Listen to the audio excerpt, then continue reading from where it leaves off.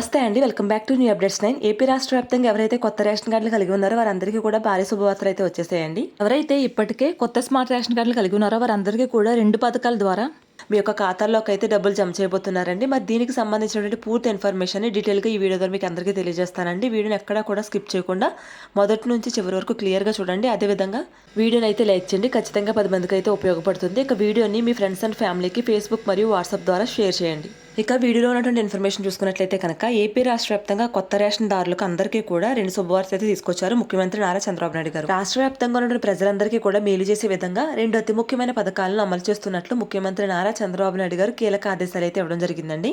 ఇప్పటికే రాష్ట్ర వ్యాప్తంగా సూపర్ 6 పథకాలను అమలు చేస్తూ అందులో ముఖ్యంగా మహిళల సంక్షేమానికి పెద్దపీట వేస్తూ ప్రభుత్వం అయితే ముందుకు వెళ్తుందండి. ఈ నేపథ్యంలో రాష్ట్ర వ్యాప్తంగా కొత్త స్మార్ట్ రేషన్ కార్డు కలిగినటువంటి మహిళలందరికీ కూడా ఒక్కొక్కరికి 13,000 చొప్పున, అదేవిధంగా మరొక పథకం ద్వారా ఒక్కొక్కరికి 18,000 రూపాయలు చొప్పున మహిళలకు పంపిణీ చేయాలని చెప్పేసి ప్రభుత్వం అయితే నిర్ణయం తీసుకుందనమాట.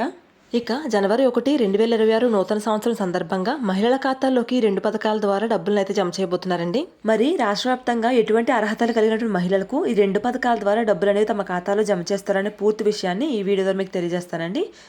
ఇప్పటికే రాష్ట్ర వ్యాప్తంగా కొత్త స్మార్ట్ రేషన్ కార్డులు అయితే అందరికీ పంపిణీ చేసిందండి కూటమి ప్రభుత్వం. అంటే ఎవరికైతే పాత రేషన్ కార్డులు ఉన్నాయో వారన్నింటినీ కూడా స్మార్ట్ రేషన్ కార్డులుగా మార్చి వాటిని అయితే పంపిణీ చేయడం జరిగిందండి. అలాగే ఎవరైతే కొత్త రేషన్ కార్డుల కోసం దరఖాస్తు చేసుకున్నారో వారికి కూడా ఎటువంటి ఇబ్బంది లేకుండా కొత్త స్మార్ట్ రేషన్ కార్డులు అయితే పంపిణీ చేయడం జరిగిందండి. అంటే ఎవరికైతే కొత్తగా మ్యారేజ్ అయ్యి కొత్త రేషన్ కార్డుల కోసం ఎదురు చూస్తూ ఉన్నారో వారికని, అదేవిధంగా ఎవరైతే స్ప్లిట్ ఆప్షన్ కోసం కానీ డిలీట్ ఆప్షన్ కోసం ఎదురు చూసేవారు గత ప్రభుత్వ హయాంలో అయితే ఆ యొక్క రేషన్ కార్డుల యొక్క వెబ్సైట్ అనేది ఎప్పుడు ఓపెన్ చేస్తారని చెప్పేసి చాలా నెలలు వెయిట్ చేయడం, అప్పటికి ఈ యొక్క వెబ్సైట్ అనేది ఓపెన్ కాక అర్హత ఉండి కూడా ప్రవేశపెట్టినటువంటి సంక్షేమ పథకాలన్నీ కూడా కొన్ని లక్షల మంది అయితే కోల్పోవడం జరిగిందండి. కానీ ప్రస్తుత కూటమి ప్రభుత్వం యొక్క రేషన్ కార్డులు అనేవి ఎప్పుడైనా దరఖాస్తు చేసుకోవచ్చు అనే విధంగా దరఖాస్తు చేసుకున్న 20 రోజుల్లోపు మనకి కొత్త స్మార్ట్ రేషన్ కార్డులు పంపిణీ చేసే విధంగా అయితే పాలన అయితే తీసుకురావడం జరిగిందండి.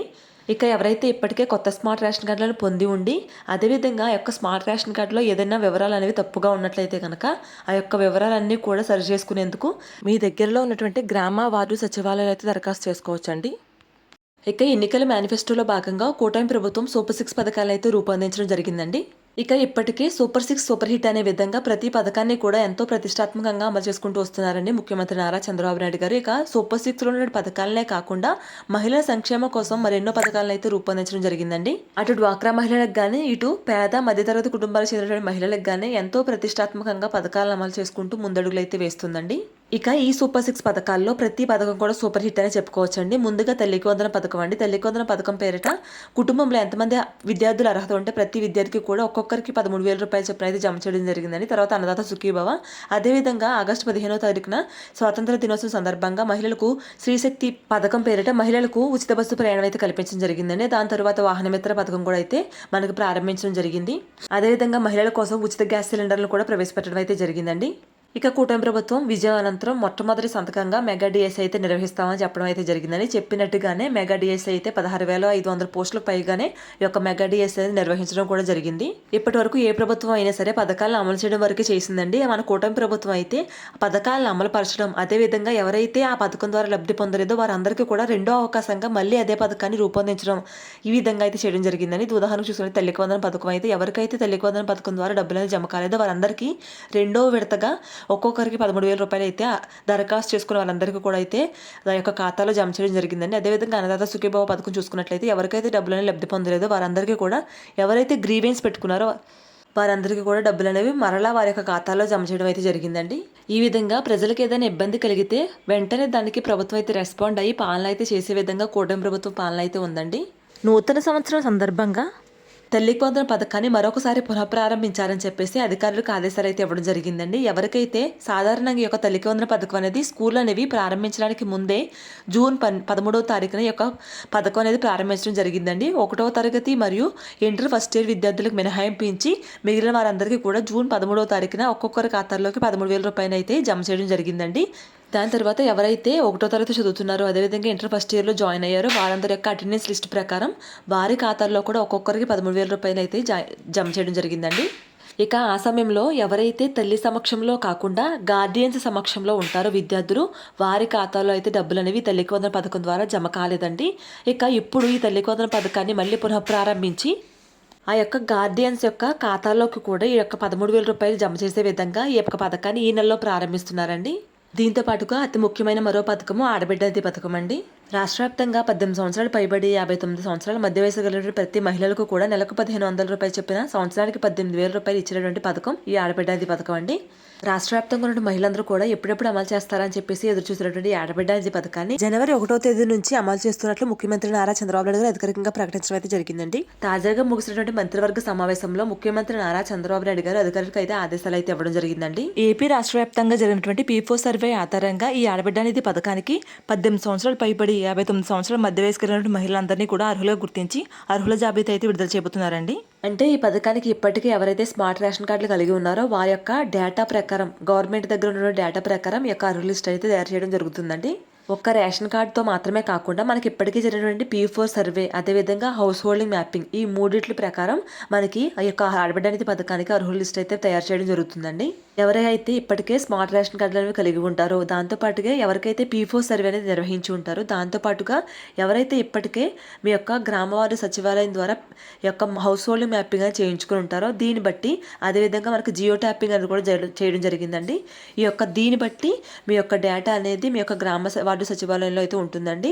మనకి గవర్నమెంట్ అయితే ప్రతి గ్రామ వార్డు సచివాలయం నుంచి ఎవరైతే 18 సంవత్సరాలు పైబడి 59 సంవత్సరాల మధ్య వయసు కలిగినటువంటి వారు ఉంటారో అదేవిధంగా ఎవరైతే వీరిలో 10,000 రూపాయల కంటే ఎక్కువ పెన్షన్ తీసుకోకుండా ఉంటారో వారిని మాత్రమే ఈ యొక్క పథకానికి అర్హులుగా గుర్తించి అర్హుల లిస్ట్ అయితే చేయడం జరుగుతుందండి. ముందుగా ఈ ఆడబిడ్డ అనేది పథకానికి సంబంధించి అర్హుల లిస్టులో మీ పేరు అనేది ఉండాలంటే మీకు ఎటువంటి అర్హతలు ఉండాలనే విషయాన్ని చూసుకుందామండి. ఎవరైతే కుటుంబంలో ప్రభుత్వ ఉద్యోగి అనేది ఉంటారో వారికి పథకం అనేది వర్తించదండి. అదేవిధంగా ఎవరి కుటుంబంలో అయితే ఇన్కమ్ ట్యాక్స్ పే చేస్తారో వారికి కూడా ఈ పథకం అనేది వర్తించదు. అదేవిధంగా మనం ముందుగా చెప్పుకున్నట్లయితే ఎవరైతే 10,000 రూపాయల కంటే ఎక్కువ పెన్షన్ ఎన్టీఆర్ భరోసా పెన్షన్ కాకుండా ఈ యొక్క రిటైర్మెంట్ పెన్షన్ అటువంటి పెన్షన్లు ఎవరైనా తీసుకున్నట్టు ఉంటారో వారికి కూడా ఈ పథకం అనేది వర్తించదండి. ఇక మీ యొక్క స్థిరాస్తులు అనేవి పట్టణ ప్రాంతాల్లో చూసుకున్నట్లయితే కనుక 1000 చదరపు అడుగుల కంటే తక్కువగాను గ్రామీణ ప్రాంతాల్లో అయితే 1,500 చదరపు అడుగుల కంటే తక్కువ భూమి అనేది మీ పేరు మీద కలిగి ఉండాలి. అదేవిధంగా మీ పేరు మీద 4-వీలర్ కారు కానీ ఉన్నట్లయితే ఈ పథకం అనేది మీకు వర్తించదు. అంతేకాకుండా మీ పేరు మీద 4-వీలర్ ఉన్నట్టు మీకు రేషన్ కార్డు కూడా అనేది ఉండదండి. ఇక ఎవరికైతే ఆటో కానీ ట్యాక్సీ కానీ ఉంటాయో వాటికైతే మినహాయింపు అయితే ఇవ్వడం జరిగిందండి. అంతేకాకుండా మీకైతే కనుక గత 12 నెలలుగా చూసుకున్నట్లయితే మీ యొక్క కరెంటు బిల్ అనేది 300 యూనిట్ల కంటే ఎక్కువగా అయితే రాకూడదండి. ఈ యొక్క 12 నెలల్లో 300 యూనిట్ల కంటే ఎక్కువగా వచ్చినట్లయితే ఈ పథకానికి మీరు అర్హులు కాదండి. ఈ పథకం ద్వారా మీరు లబ్ధి పొందాలంటే ఖచ్చితంగా ఈ యొక్క రేషన్ కార్డులో మీ పేరు అనేది నమోదై ఉండాలి. రేషన్ కార్డుతో పాటుగా మన రాష్ట్ర వ్యాప్తంగా ఏ ప్రాంతంలో అయినా సరే మీ యొక్క హౌస్ హోల్డింగ్ మ్యాపింగ్ లో మీరు అనేది ఖచ్చితంగా నమోదై ఉండాలి. ఇప్పటికే ప్రవేశపెట్టినటువంటి ఏ సంక్షేమ పథకం ద్వారా అయినా సరే మీరు లబ్ధి పొందుంటే మరలా ఈ యొక్క పథకం ద్వారా మీకు డబ్బులు అనేవి ఖాతాలో జమ చేస్తారా అని చెప్పేసి చాలా మంది అయితే కామెంట్స్ చేస్తున్నారండి. ఉదాహరణకి సంక్షేమ పథకాల్లో మహిళలకు ప్రవేశపెట్టిన మొదటి పథకం తల్లికి వందనం అండి. ఈ తల్లికి వందనం పథకం ద్వారా మీ అకౌంట్లోకి 13,000 రూపాయలు జమ అయ్యినట్లయితే మళ్ళీ ఈ పథకం ద్వారా ఆడబిడ్డ పథకం ద్వారా డబ్బులు అనేది ఖచ్చితంగా వస్తాయండి. ఎందుకంటే తల్లికి వందనం పథకం అనేది కేవలం విద్యార్థుల యొక్క ఎడ్యుకేషన్కి సంబంధించింది మాత్రమే. ఆ డబ్బులు అనేవి మీ యొక్క ఖాతాల్లో మాత్రమే జమ చేయబడ్డాయి. అవి మీకోసం ప్రవేశపెట్టిన పథకం ద్వారా వచ్చిన డబ్బులు అయితే కాదండి. కాబట్టి ఆ పథకం ద్వారా మీరు లబ్ధి పొందినప్పటికీ కూడా మరలా ఈ యొక్క ఆడబిడ్డ పథకం ద్వారా మీకు డబ్బులు అనేవి వస్తాయండి. ఇక ఈ ఆడబిడ్డ పథకానికి దరఖాస్తు చేసుకోవడానికి ముఖ్యమంత్రి నారా చంద్రబాబు నాయుడు ఒక ప్రత్యేక వెబ్సైట్ని అయితే రూపొందించడం జరిగిందండి. ఈ యొక్క వెబ్సైట్లోనే మనం ఎవరైతే అర్హులు ఉంటారో వారందరూ కూడా ఈ పథకానికి దరఖాస్తు చేసుకోవాల్సి ఉంటుంది. అయితే ఈ పథకానికి సంబంధించి తాజాగా కొన్ని కొత్త మార్గదర్శకాలు అయితే విడుదల చేయడం జరిగిందండి. ఈ ఆడబిడ్డ నిధి పథకానికి సరికొత్త విధానంలో అర్హులను అయితే గుర్తించడం జరుగుతుందండి. రాష్ట్ర వ్యాప్తంగా ముఖ్యమంత్రి నారా చంద్రబాబు నాయుడు గారు 1 పర్సన్ 1 ప్రాఫిట్ అనే ఒక కొత్త పద్ధతిని అయితే ప్రారంభించడం జరిగిందండి. అంటే రాష్ట్ర వ్యాప్తంగా ఎవరికైనా ఒక పథకం ద్వారా ఒక సంక్షేమ పథకం ద్వారా లబ్ధి పొందే విధంగా ఈ యొక్క కొత్త మార్గదర్శకాలు అయితే రూపొందించడం జరిగిందండి.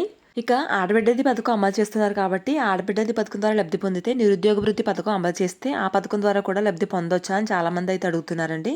ఇక నిరుద్యోగ వృత్తి పథకం అనేది ఎప్పుడు అమలు చేస్తారు, దానికి కావాల్సిన అర్హతలు ఏంటనే దానిపైన ప్రభుత్వం ఎటువంటి క్లారిటీ ఇవ్వలేదండి. ఈ పథకం ద్వారా మీరు లబ్ధి పొందాలంటే మీరు ఆంధ్రప్రదేశ్ నివాసి అని చెప్పేసి ఖచ్చితంగా రేషన్ కార్డులో ప్రాపర్ అడ్రస్ అనేది ఉండాలండి. అదేవిధంగా మీ యొక్క బ్యాంక్ ఖాతాకి ఎన్పిసి లింక్ అనేది ఖచ్చితంగా చేసుకుని ఉండాలండి. అది కూడా ఒక 3 నెలల లోపు చేసుకున్నట్లు వారికి మాత్రమే ఈ యొక్క డబ్బులు అనేవి మీ ఖాతాలో జమ అవుతాయండి. ఎందుకంటే ఎన్పిసి లింక్ అనేది ఎవరైతే 3 నెలల లోపు చేసుకుంటారో వారికి మాత్రమే యాక్టివ్గా ఉన్నట్లు చూపిస్తుందండి. కాబట్టి ఒకసారి మీ యొక్క ఎన్పిసి లింక్ అనేది యాక్టివ్గా ఉందో చెక్ చేసుకోండి. యాక్టివ్గా లేదంటే కనుక మళ్ళీ ఒకసారి ఎన్పిసి లింక్ అది వేలిముద్ర వేసినట్లయితే మీకు ఎన్పిసి లింక్ అది పూర్తి చేస్తారండి. ఇంకా ఎవరికైతే ఎన్పిఎస్సీ లింక్ అనేది అవ్వట్లేదు వారందరూ కూడా ఖచ్చితంగా ఒక పోస్ట్ ఆఫీస్ అకౌంట్ ఓపెన్ చేసుకున్నట్లయితే కనుక మీకు ఈ యొక్క ఆడబిడ్డ నిధి పథకం ద్వారా డబ్బులు అనేవి ఆ పోస్ట్ ఆఫీస్ అకౌంట్లో అయితే ఖచ్చితంగా పడతాయండి. అదేవిధంగా ఆధార్కు మొబైల్ నెంబర్ కూడా లింక్ చేయాలండి. ఎందుకంటే మీ యొక్క ఆధార్ నెంబర్ అనేది ఎంటర్ చేయగానే ఓటీపీ అనేది జనరేట్ అవుతుందండి. ఓటీపీ అనేది మొబైల్ నెంబర్కి వస్తుంది కాబట్టి ఖచ్చితంగా ఆధార్ కూడా మొబైల్ నెంబర్ అనేది లింక్ చేసుకుని ఉండాలి. విధంగా జనవరి 1వ తేదీ నుండి ఈ పథకాలను ప్రారంభించడానికి ప్రభుత్వం అయితే ప్రణాళిక సిద్ధం చేసిందండి. ఈ వారంలోనే ఒక ఆడబిడ్డ పథకానికి సంబంధించిన వెబ్సైట్ కూడా మనకి లాంచ్ అయిపోతున్నారండి. ఇక ఎవరైనా సరే మీ ఫోన్లోనే ఈ యొక్క పథకానికి దరఖాస్తు చేసుకోవచ్చు. లేదంటే మీకు దగ్గరలో ఉన్నటువంటి గ్రామవారు సచివాలయంలో కూడా ఈ పథకానికి అయితే దరఖాస్తు చేసుకోవచ్చు అండి. ఇక ఈ ఆడబిడ్డ పథకం కోసం మనకి ప్రభుత్వం అయితే 3,300 కోట్ల బడ్జెట్ అయితే కూడా ప్రవేశపెట్టడం జరిగిందండి. రాష్ట్ర వ్యాప్తంగా ఉన్న మహిళలందరికీ కూడా 2 పథకాల ద్వారా తల్లికి వందనం పథకం ద్వారా అదేవిధంగా ఆడబిడ్డ పథకం ద్వారా మీ యొక్క ఖాతాల్లో అయితే డబ్బులు అయితే జమ చేయబోతున్నారండి.